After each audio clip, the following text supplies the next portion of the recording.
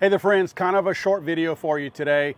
My comms are down at my house. I don't know what the deal is. I can't get anything in my studio, can't get anything in the house. I don't know what's going on. So at this point, I'm just trying to put a video out today just so that you guys know that I'm not going AWOL, I'm not sick again or anything like that. Actually, I had a kind of a short video for you today anyway, and I'll put the assets for it, if you will, up tomorrow so you can see the actual proof that I have. But you know, I've been covering the USAID aid that goes out to the world that Doge and Elon Musk and those guys are disassembling right now and finding all the corruption. Remember, only about 10% of the money they're finding actually makes it to the people it's intended to go to. It's essentially a CIA slush fund, a big giant piggy bank for people to get kickbacks and launder their money and get rich off of. We're starting to really see now how these politicians go into office making $174,000 a year and walk out of there a couple years later millionaires. So we're really starting to see that now. I have one in particular that I wanted to point out. Lindsey Graham. And this is an oddball one. This is a really strange one.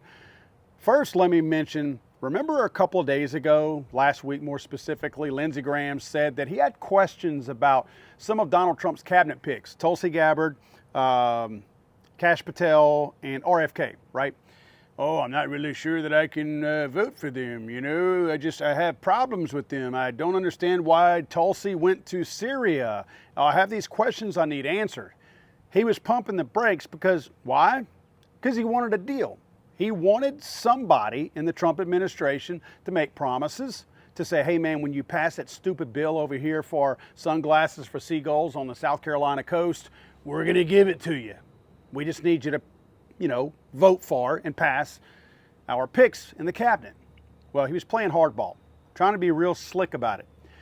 Then, yesterday, Elon Musk and his crew finds that Lindsey Graham is a board member on one of the organizations receiving aid from USAID, right?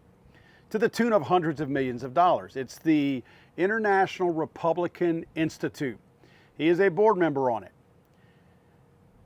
Today, a day after Elon and those guys asked, is it legal for Lindsey Graham to be on this board receiving all of this money? Lindsey Graham now said he's a yes vote for Tulsi, and probably going to vote for RFK and Kash Patel also. It's funny how that works.